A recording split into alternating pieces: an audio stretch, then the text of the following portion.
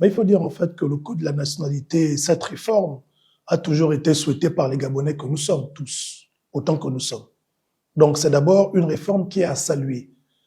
L'ordonnance dont on parle aujourd'hui, c'est une ordonnance qui a été prise pour la première fois le 12 lors du Conseil des ministres, si mes souvenirs sont bons, lors du Conseil des ministres du 12 août 2025.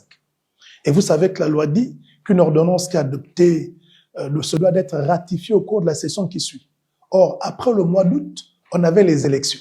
Donc je pense que cette ordonnance n'a pas pu être transmise au Parlement.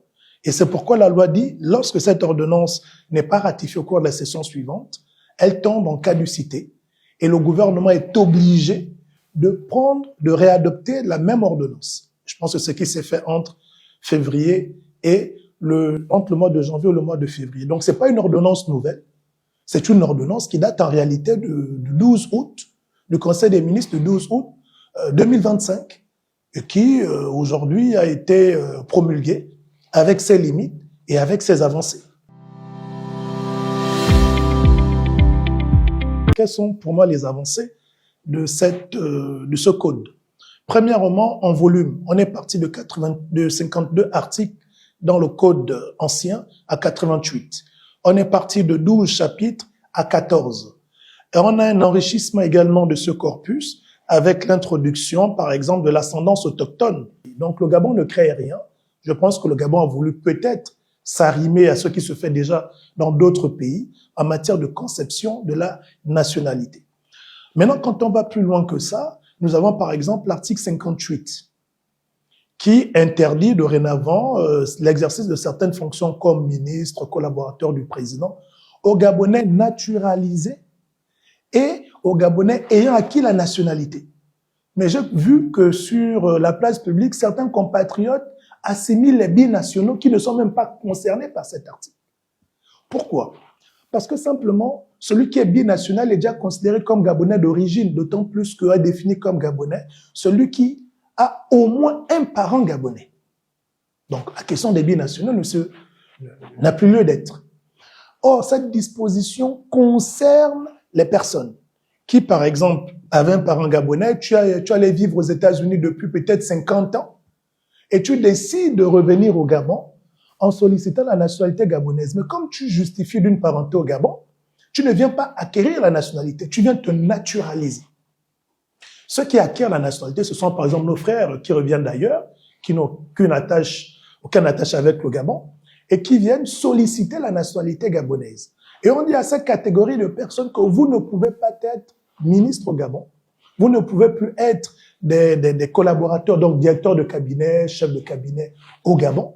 Vous pouvez occuper des fonctions, parce que vous avez la nationalité gabonaise, mais les fonctions stratégiques ne vous sont plus permises. Seuls les Gabonais, qui soient binationaux ou non, peuvent occuper ces fonctions. C'est ce que dit cette disposition en matière d'avancée. Donc je suis un peu surpris de voir et d'entendre tout et ceci de part et d'autre.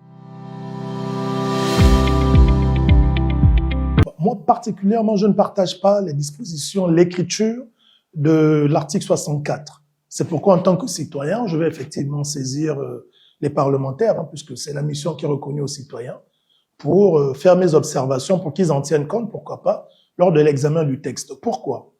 Parce que moi, je vous schématise. On retire la nationalité à un compatriote pour des actions de subversion et de déstabilisation. Les actions de subversion et de déstabilisation sont déjà prises en compte par le Code de la nationalité dans son livre 2 qui parle de la protection des intérêts fondamentaux de la République. Et là-dedans, on retrouve la pénalisation des actions comme le terrorisme, le sabotage, l'atteinte à la sûreté de l'État et tout ce qui s'ensuit.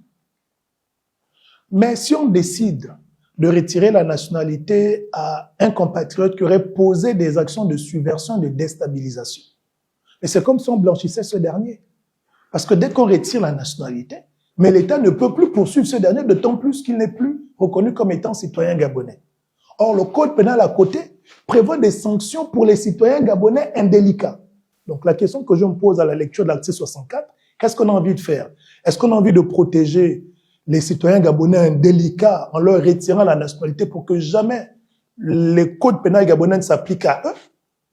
Ou bien, derrière, on veut faire autre chose. Mais moi, je vois cet article comme étant plus le fait qu'on veuille protéger les citoyens gabonais indélicats pour qu'ils échappent aux dispositions du code pénal. Or, moi, j'estime que tout Gabonais, indélicat ou non, mais s'il pose des actions, il doit répondre de ces actions en tant que Gabonais et le code pénal doit s'appliquer à lui. Donc, je ne suis pas de ceux qui pensent qu'on doit se mettre à protéger certains en leur retirant la nationalité pour qu'ils échappent justement au dispositif juridique et pénal gabonais. Donc, moi, je ne partage pas la disposition de cet article-là. Je pense qu'il faut le réécrire dans une moindre mesure, simplement le supprimer cet article.